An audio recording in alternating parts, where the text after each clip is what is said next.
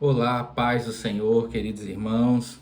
Estamos aqui para mais um estudo bíblico baseado no texto do Sermão da Montanha, o texto de Mateus, capítulo 5, 6 e 7.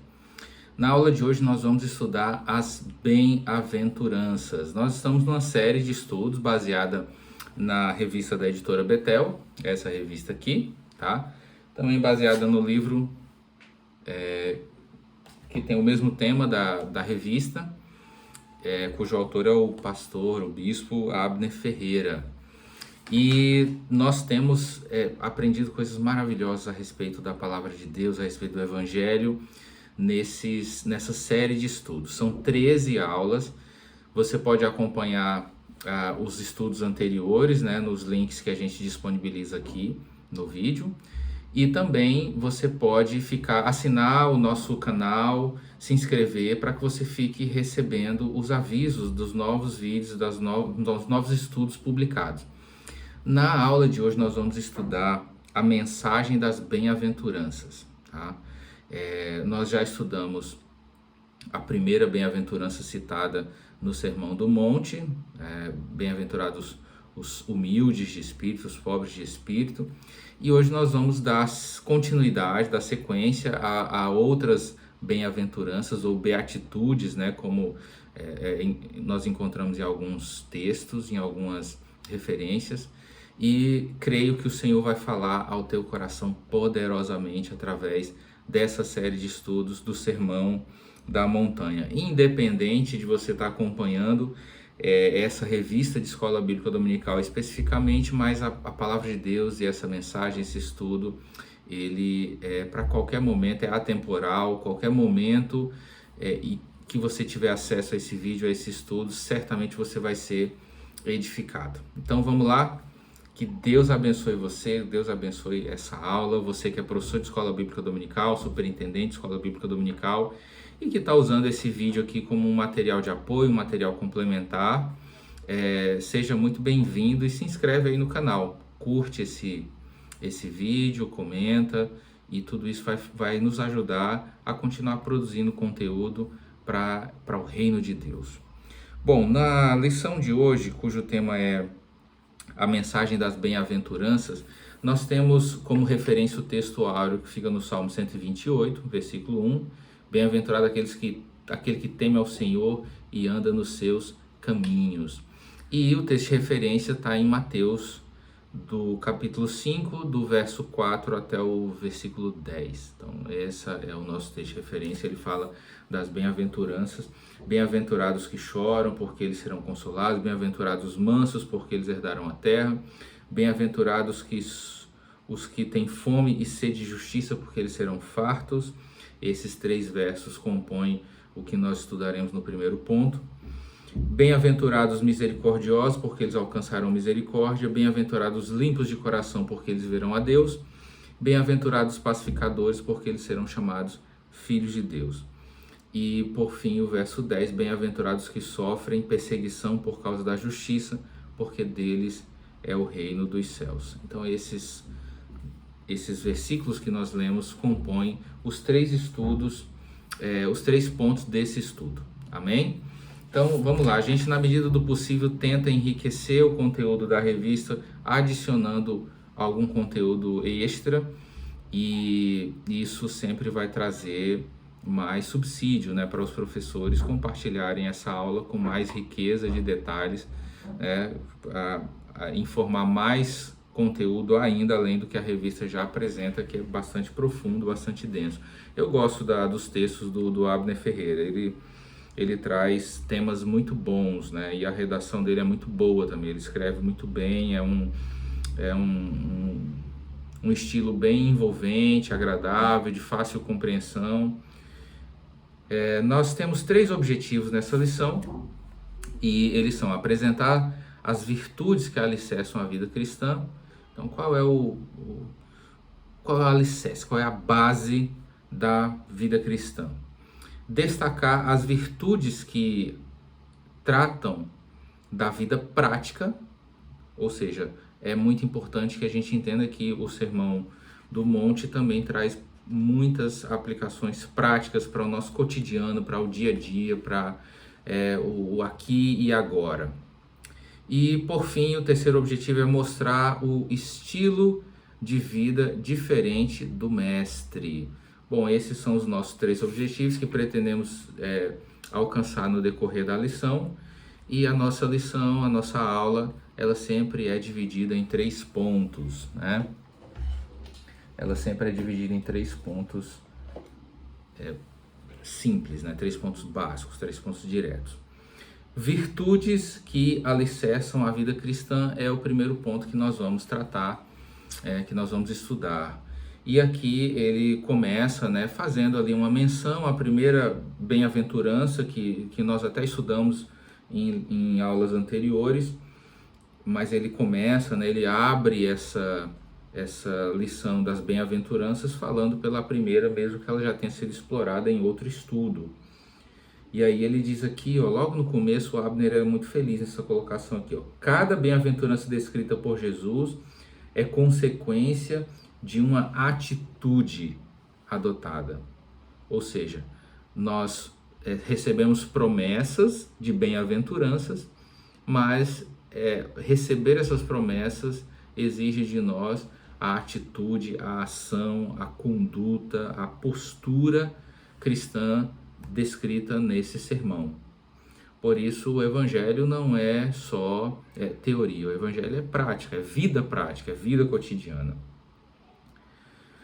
Por isso nós vamos ver aqui no ponto 1.1 o alicerce de toda a felicidade, né? Qual é o alicerce de toda a felicidade? A pergunta de $1 milhão, né? Qual é o alicerce de toda a felicidade? O autor apresenta nesse ponto aqui a humildade como fundamento para as demais bem-aventuranças que são apresentadas em seguida. Então, a gente poderia dizer que a humildade é o primeiro ponto, o primeiro passo, é o fundamento para que alguém possa experimentar uma vida verdadeiramente feliz. E aí ele começa aqui, a pobreza de espírito ou a humildade é a principal virtude de todo o ensinamento das bem-aventuranças. É por isso que ela está logo no começo. É por isso que logo de cara Jesus inicia o seu sermão da montanha, apresentando as bem-aventuranças, e a primeira delas é a humildade, né? Essa é indiscutível, e para entender um pouco mais, para conhecer um pouco mais sobre a humildade como bem-aventurança, a humildade de espírito, então assiste o vídeo aí que a gente indicou, né, os vídeos anteriores, e você vai aprofundar um pouco mais nesse tema, tá? A gente vai passar por ele um pouco mais rápido, porque ele já foi bastante explorado, né, na aula anterior. Basicamente, se a gente fosse resumir, né, o que a gente entende desse ponto e que a gente comentou nas aulas anteriores, é que humildade é um tipo de esvaziamento de si mesmo. Então, quando nós nos esvaziamos de nós mesmos, nós damos lugar ao governo de Deus na nossa vida, né? Então esse é o alicerce, esse é o fundamento apresentado aqui. Há algo interessante nas bem-aventuranças. Cada bem-aventurança ela é uma promessa de algo executado, como a gente falou, de uma atitude. E aí a gente vai ver cada uma delas aqui. A primeira é o reino. O reino é prometido na primeira bem-aventurança, né? O reino dos céus é a promessa dada nas bem-aventuranças. E logo em seguida, no ponto 1.2, a gente vê o consolo para os que choram. A segunda promessa dada nas bem-aventuranças é justamente o consolo. Ele primeiro nos promete o reino, quando nós somos humildes.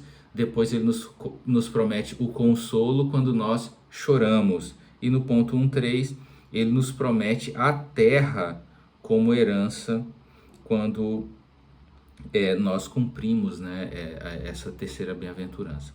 Por isso, é uma lição magnífica. Às vezes a gente passa desapercebido, né, da profundidade,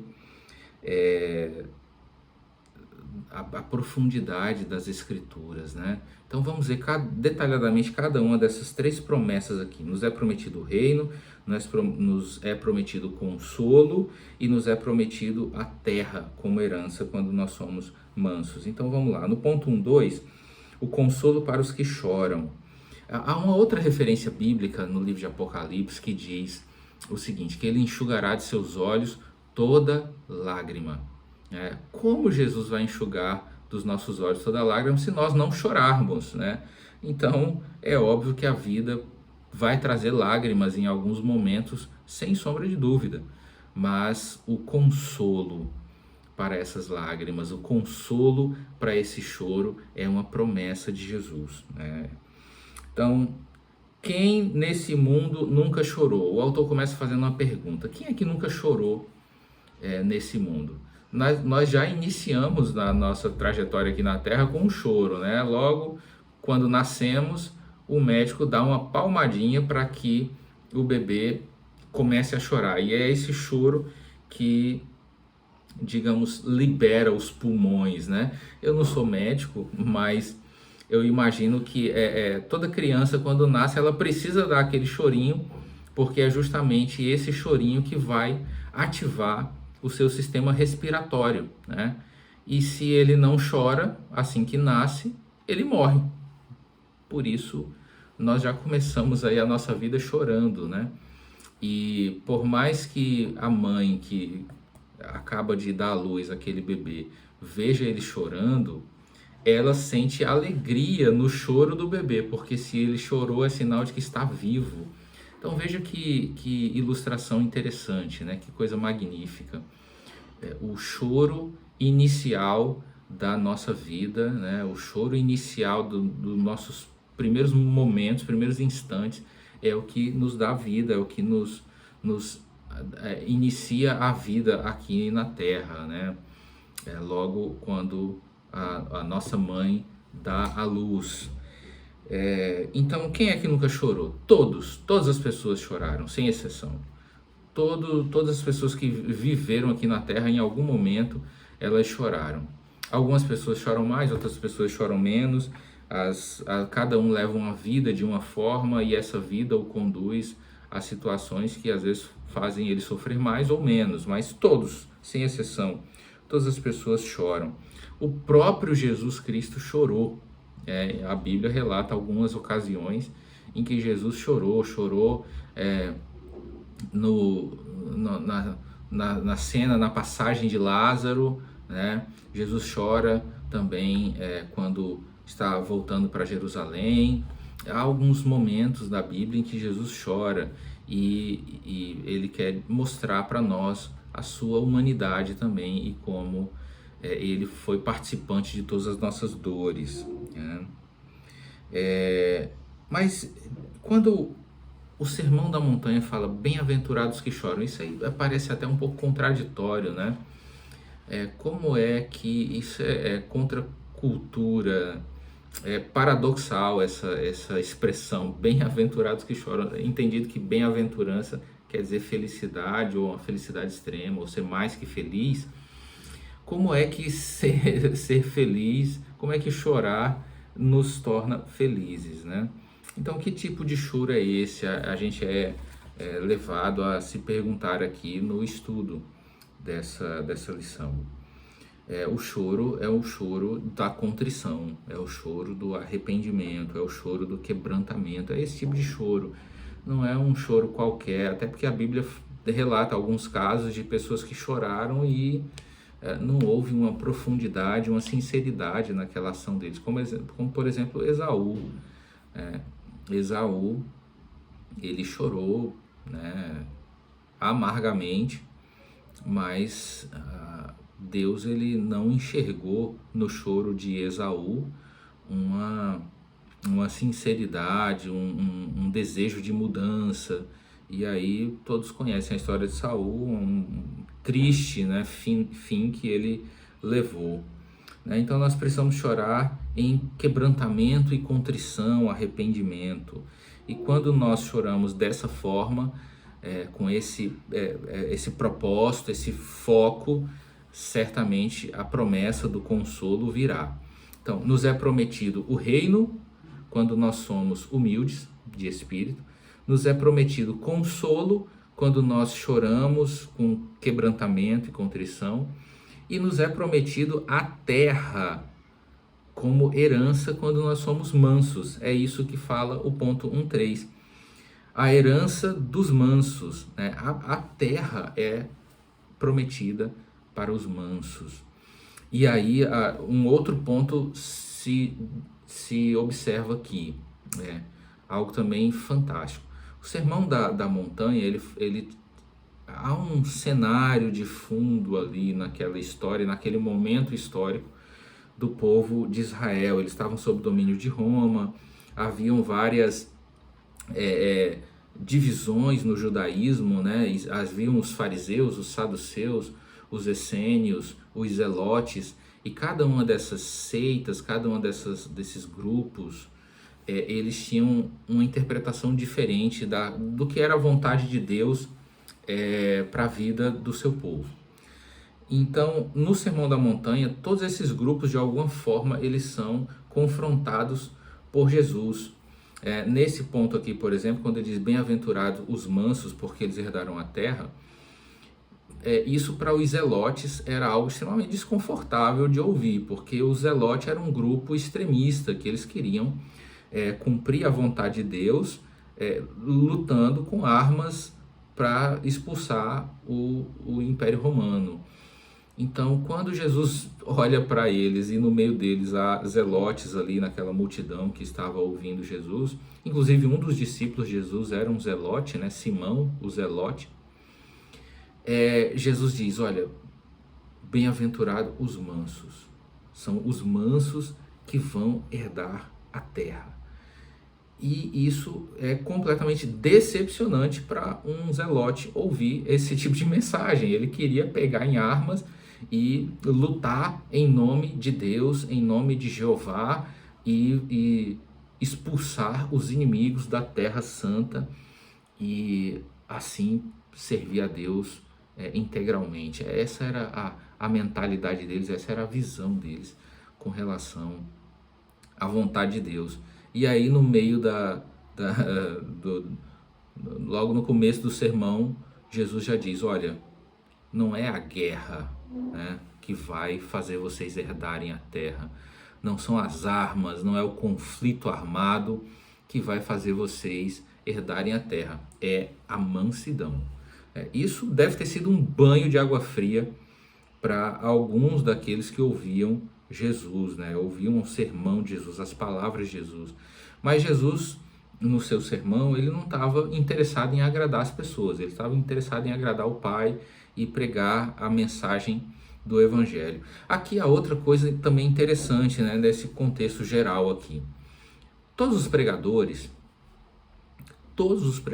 de todos os tempos, eles pregaram a palavra de Deus, né? Por mais excelente que seja o pregador, por mais fantástico que ele seja, mais avivado, que tenha o maior conhecimento teológico, mais profundo, a maior habilidade na eloquência, na forma de falar, independente de qualquer virtude que ele tenha para pregar a palavra, ele é só um homem que está pregando a mensagem do Evangelho, está pregando a palavra de Deus. Mas aqui nós vemos o próprio Deus pregando aos homens e não um homem pregando a outros homens. Isso mostra a profundidade do que é o Sermão da Montanha. O Sermão da Montanha é perfeito. Ele é perfeito porque ele foi pregado pelo próprio Deus. Então cada palavra que está contida aqui tem destino certo. Cada palavra pregada por Jesus no Sermão do Monte, ela é certeira e precisa e perfeita, sem subtrair e sem acrescentar nada. Nada pode ser feito ao Sermão do Monte para melhorá-lo ou piorá-lo, ele é perfeito. E nesse conteúdo que Jesus prega, nós vemos vários grupos religiosos, até políticos, sendo confrontados aqui, né? Bem-aventurados que choram, bem-aventurados mansos, porque eles é que herdaram a terra, são mensagens paradoxais que confundem as pessoas que estão seguindo ele. Eles esperavam um Messias libertador, conquistador, revolucionário, que entrasse em Jerusalém montado em um cavalo branco, com uma espada desembainhada e com grande triunfo. E quando Jesus entra em Jerusalém ele entra montado num jumento, né? Ele entra montado num jumentinho, sem representar absolutamente nenhuma ameaça. E ele ainda diz: o meu reino não é desse mundo. Bom, quando nós ouvimos essa promessa, bem-aventurados os mansos, porque eles herdarão a terra, nós precisamos nos lembrar de um homem que é considerado na Bíblia como o mais manso de todos os tempos. Esse homem foi Moisés. Moisés é descrito em Números 12:3, como o homem mais manso da terra. E isso é uma grande referência, né, de Moisés, como a mansidão, a paciência de Moisés ao conduzir aquele povo, né? E a gente vê que mesmo com toda a mansidão de Moisés, de vez em quando, né, o povo o provocava ao ponto dele, né, se irritar. Nós vemos várias passagens que Moisés fica extremamente irritado, como por exemplo quando ele desce do monte e quebra, né, as tábuas da lei, porque o povo está em pecado, né, porque o povo está ali na idolatria do bezerro de ouro, né? Então veja só o que diz aqui o texto, né? Moisés era um homem muito manso, mais do que todos os homens que havia na terra, né? Sobre a terra. Então isso é o que diz aí em Números 12:3. Nós precisamos aprender com esse exemplo de mansidão, né? Mansidão é algo verdadeiramente difícil de viver, né? O Sermão da Montanha, ele precisa ser posto em prática na nossa vida, mais do que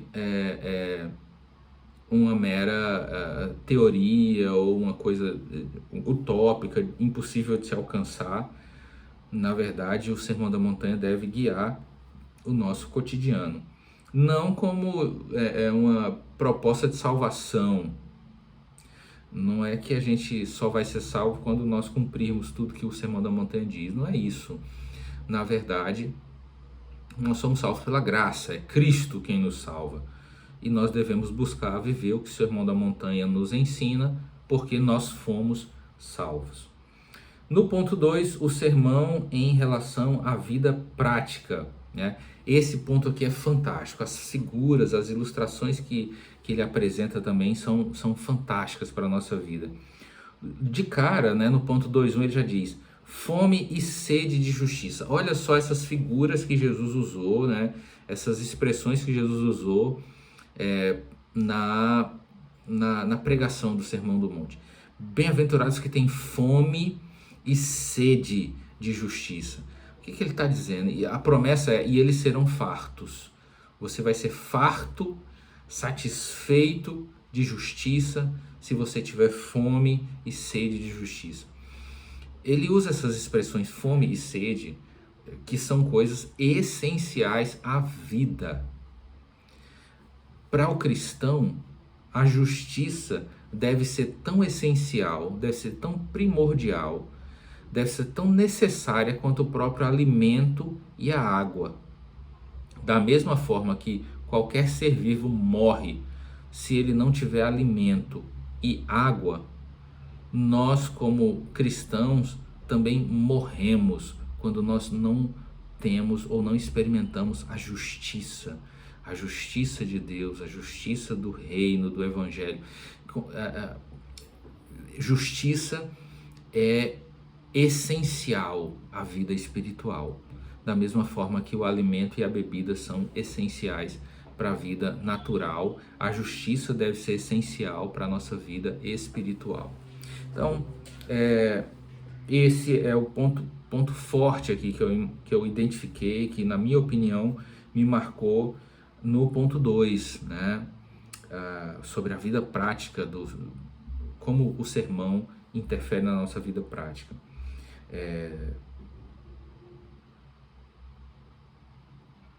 No ponto 2.2, os misericordiosos. 2:1, fome e sede de justiça.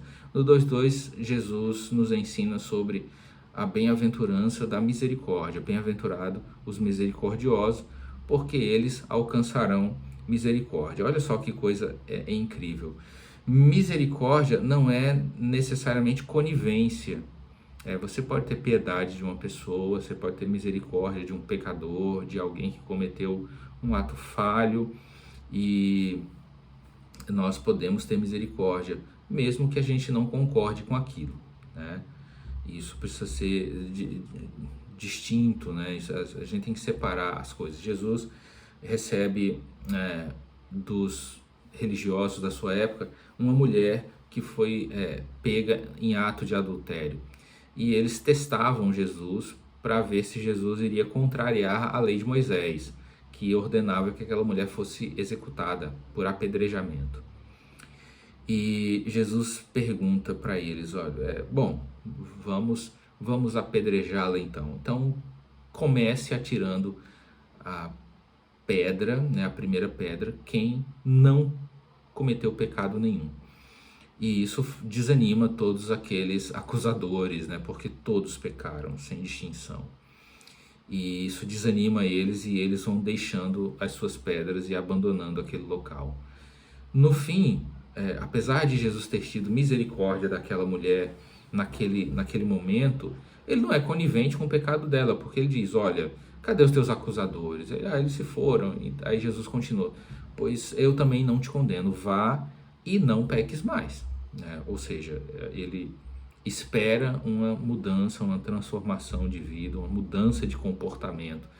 Não é porque ele teve misericórdia dela que ele concorda com os erros que ela cometeu. Então a misericórdia precisa ser vivida, precisa ser praticada por nós, e esse ponto fala basicamente de relacionamento. A misericórdia está relacionada sempre ao outro.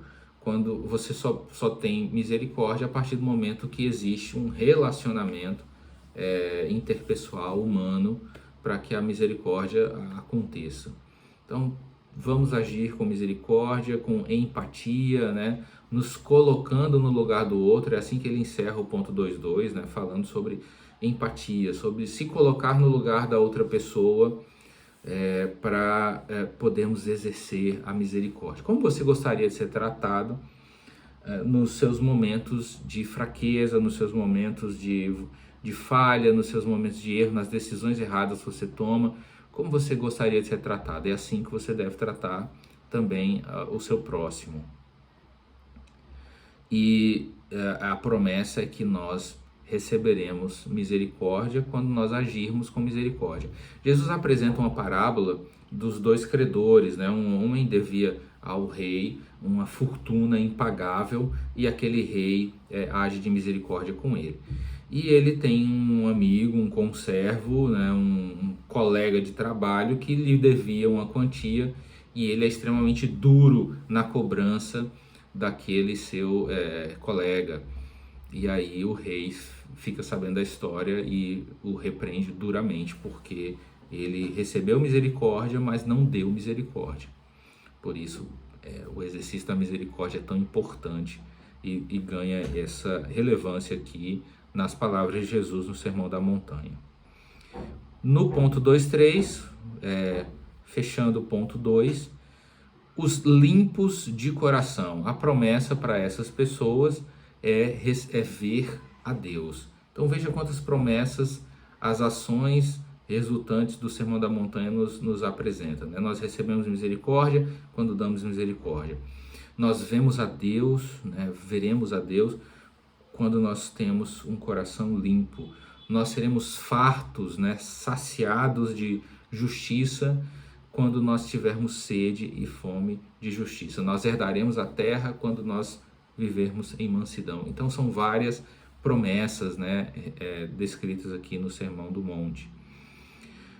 Eu destaquei nesse ponto 2.3 algo interessante aqui. Jesus não estava preocupado com o que entrava.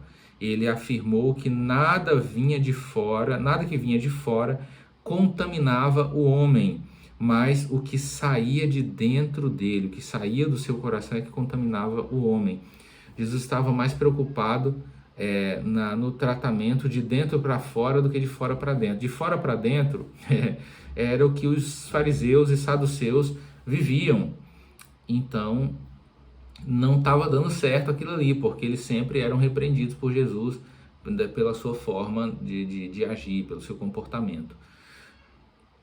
Então fica claro, né, que o evangelho é algo que trata inicialmente o interior do homem, e isso vai se refletir no seu exterior, na sua forma de falar, na sua forma de se vestir, na sua forma de se comportar, na sua forma de agir. Tudo vai ser um reflexo daquilo que está dentro dele.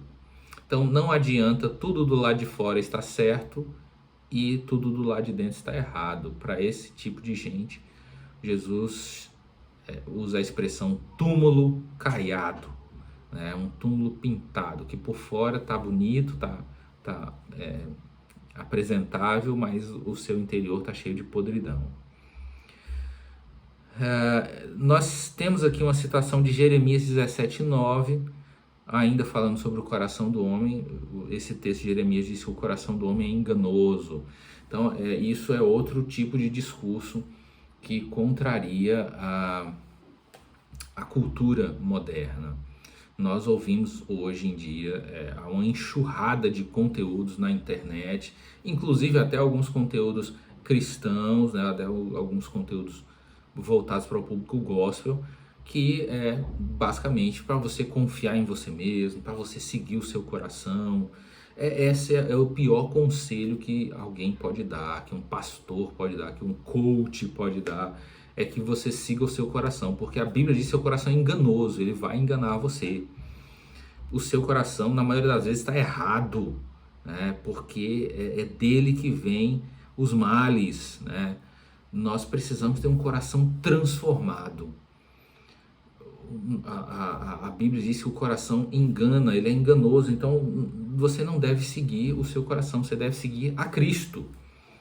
As ovelhas seguem o pastor, as ovelhas não seguem o próprio coração, né?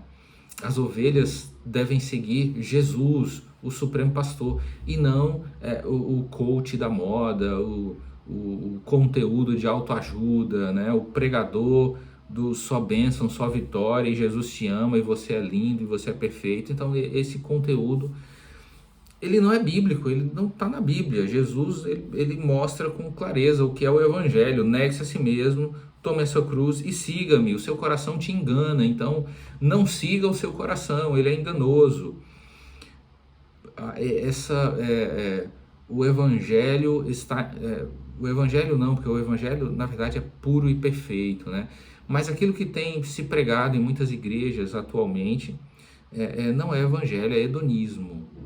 O homem está no centro das mensagens, o homem está no centro dos púlpitos, e as pessoas estão interessadas, os pregadores estão interessados em falar aquilo que as pessoas querem ouvir.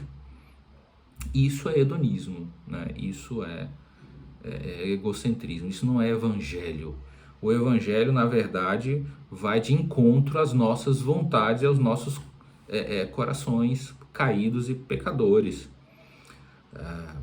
O problema, tem um comentário interessante aqui: o problema humano sempre estará no coração, na alma humana. É dali que nascem todos os crimes e todos os pecados. E ponto 3, no ponto 3 é o último ponto da nossa lição, nós aprendemos o seguinte: as promessas aqui, né, para os pacificadores serem chamados filhos de Deus, né, essa é a terceira, a sétima promessa, né, das bem-aventuranças. Os pacificadores, eles são bem-aventurados, são felizes, porque eles serão chamados filhos de Deus, né? E aí, o que é um pacificador? O que é uma pessoa pacificadora? É aquela pessoa que apazigua os conflitos. Está tendo algum problema, está tendo uma discussão, está tendo uma desavença. Então o pacificador vai lá e coloca panos quentes e acalma os ânimos, esfria os ânimos e faz com que uma discussão, um problema não se torne algo maior. Então esse é o papel do pacificador. A gente às vezes conhece pessoas que botam lenha na fogueira. É um ditado popular. A coisa já não está muito bem, a pessoa vai lá e começa a inflamar ainda mais, coloca gasolina no fogo para ver a coisa ficar feia. Então, isso não é ser pacificador. As pessoas que semeiam contenda, que inflamam discussões e contendas, não são pacificadoras e, portanto, não serão chamadas filhos de Deus. O texto é claro. Um outro comentário que eu achei interessante aqui: guerras surgem porque ninguém quer dar o braço a torcer. Eu passei a viver uma coisa que é difícil de colocar em prática, mas que verdadeiramente nos traz paz ao coração. Eu sempre me pergunto, né? Eu quero ter razão ou eu quero ter paz? Eu quero estar certo ou eu quero ser feliz? Dificilmente você vai ter as duas coisas. Você bate o pé para ter razão a respeito de alguma coisa, mas você não vai ter paz, né? Então é melhor ter paz e perder a razão, né? A nossa razão, do que ficar com a nossa razão e não ter paz com os nossos irmãos, né? Então abra mão dos seus direitos. É isso que o Sermão da Montanha está dizendo. Olha, se alguém quer roubar a tua túnica, a tua capa, dê também a túnica. Isso não agrada. As pessoas não querem ouvir esse tipo de coisa, mas é o que o Evangelho diz, é o que Jesus ensinou. Se alguém te der um tapa na tua face, oferece o outro lado. Isso é desagradável, ninguém quer ouvir esse tipo de mensagem. As pessoas querem que você ouvir que elas serão vencedoras e irão destruir os inimigos dela e as pessoas que têm inveja dela. Até as músicas meio que corroboram com isso, né? A quem te viu na prova e não te ajudou, depois vai te ver lá no palco, vai te ver na bênção e vai se arrepender, né? Então é um evangelho da vingança, o evangelho do olha só onde eu cheguei e você está aí embaixo, né? Então é difícil. O que o Sermão da Montanha nos ensina, o que a pregação de Jesus nos ensina, é algo completamente contrário. Outra coisa imprescindível nesse ponto dos pacificadores é que, primeiro, para você ter paz, para você levar paz para os outros, para você ser um pacificador, aquele que leva paz, você precisa ter paz. Então tem gente que nem encontrou a paz ainda, que é Cristo, e ela quer resolver o problema dos outros, né? Quer se meter ali de conselheiro, onde nem ela mesma está resolvida ainda, né? Eu já presenciei às vezes alguns conselhos, né, que só a graça, pessoas que não tinham a sua própria vida resolvida e estavam querendo resolver a vida das outras pessoas, né? Então essa discórdia, contenda, isso é pecado também. Nós precisamos ser pacificadores. No ponto 3.2, os perseguidos por causa da justiça. A promessa para esses é também o reino dos céus, a mesma promessa para os humildes. E sobre ser perseguido por causa da justiça tem um ponto interessante, até meio engraçado, né?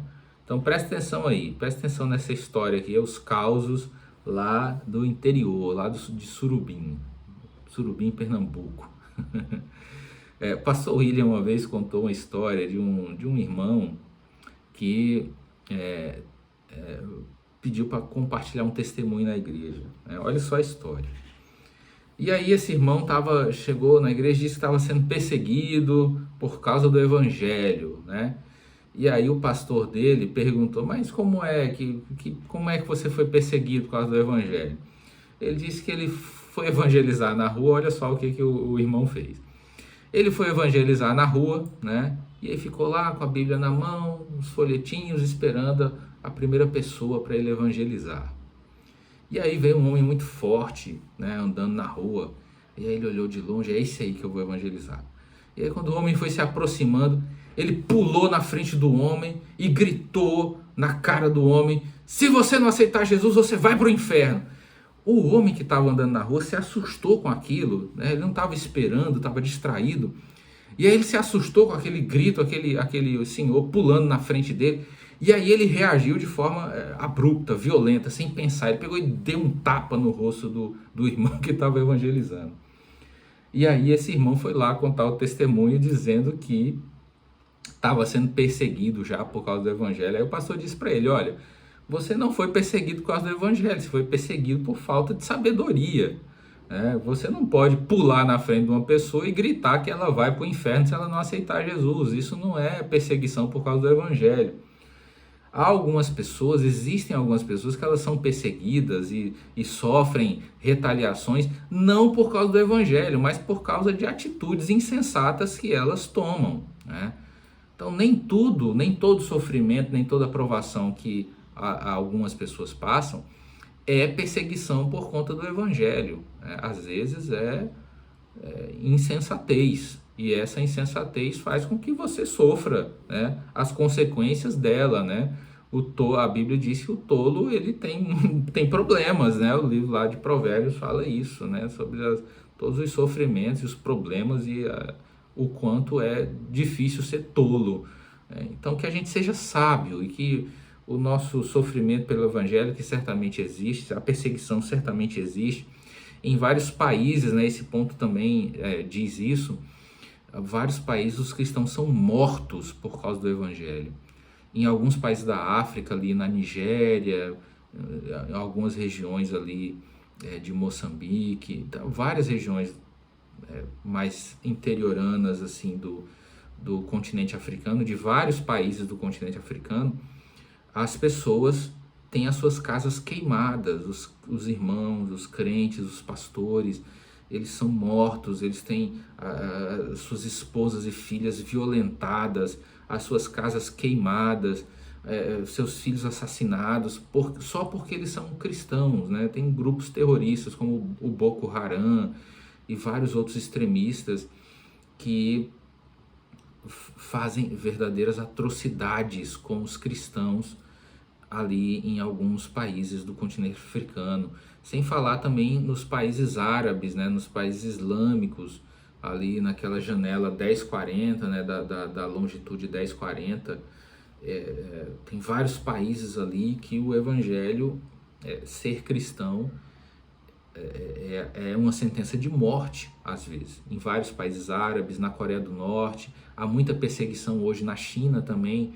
A China sempre foi perseguidora do evangelho, mas em alguns anos isso diminuiu, depois se agravou, depois diminuiu e agora se agravou de novo, né? O governo chinês está interferindo nos cultos e uma perseguição, você precisa de autorização para pregar o evangelho, o conteúdo é fiscalizado, então tudo é perseguição, né? No Brasil essa perseguição está mais no discurso, ela é mais ideológica, não tem uma perseguição física armada ainda, né? Ainda não tem essa perseguição. Mas em muitos países os cristãos estão morrendo aos milhares diariamente só por serem cristãos. Isso é perseguição. Isso é perseguição de verdade. Não é porque você bota o seu louvor alto demais e incomoda um vizinho que você está sendo perseguido por causa do evangelho. Você não está sendo perseguido por causa do evangelho. Isso não é perseguição de verdade. Tá? Ponto 3.3. Insultados por amor a Cristo. Aqui ele cita vários exemplos de homens de Deus nesse ponto 3.3, sobre vários homens de Deus que sofreram perseguição, que sofreram insultos, que experimentaram dores terríveis na sua vida por conta do servir a Deus, do amar a Deus, né? Então, começando de Abel, né, um dos primeiros homens ali, ele já foi perseguido pelo seu próprio irmão Caim, porque ele servia a Deus e o seu culto agradava a Deus. Ele morreu por causa disso, né? E aí nós vemos Isaac sendo perseguido ali pelos filisteus, porque ele prosperava, a bênção de Deus estava sobre ele e enterravam os poços, entulhavam os poços dele, tudo porque ele tinha o Senhor no coração dele e ele era guiado pelo Senhor. Moisés foi perseguido, Jeremias foi perseguido porque ele denunciou a idolatria de Israel. Elias foi perseguido nos dias de Jezabel, né, porque ele era um profeta de Deus. Então tem vários exemplos. Os apóstolos, Pedro foi preso várias vezes, o Paulo foi preso várias vezes, Tiago foi decapitado, todos os apóstolos, quase todos os apóstolos, com poucas exceções, João, que morreu de causas naturais, mas os outros apóstolos, a maioria dos discípulos, eles morreram mortes violentas, né? Foram martirizados por causa da sua fé, porque eles serviam a Deus. Então a perseguição é algo inerente ao evangelho, ao cristianismo. Você sofrerá perseguição porque é crente. Isso é fato, isso é fato. Sempre foi assim, não vai ser diferente agora. Eu acho que agora muitos cristãos não são perseguidos porque, na verdade, eles não vivem o cristianismo como deveriam viver, né? E por isso nunca são alvo de críticas.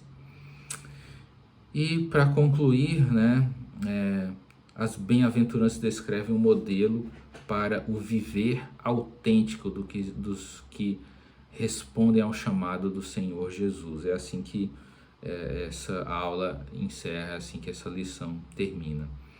Eu espero que você compartilhe esse vídeo, que você marque, que você comente, que você dê o seu like, que você siga, que você se inscreva, bota o sininho aí também, né? Tem um sininho aí do YouTube, você que está no YouTube.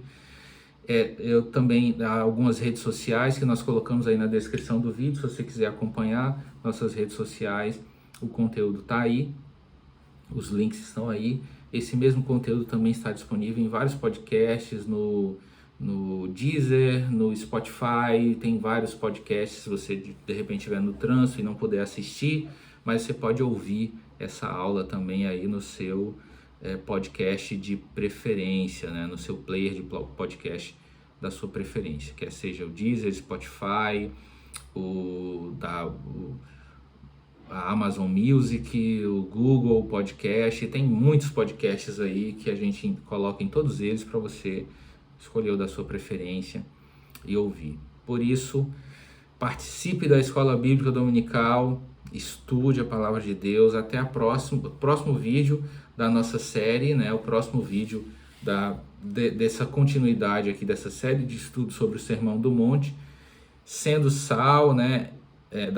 Da terra e luz do mundo. Esse é o próximo tema, sal da terra e luz do mundo. Eu creio que vai ser tremendo. Esse é um dos textos mais profundos da Bíblia, na minha opinião, que fala tanto do filho pródigo como que fala do sal da terra e da luz do mundo. Tem muita profundidade na interpretação. Então, Deus te abençoe e fica na paz, em nome de Jesus. Amém.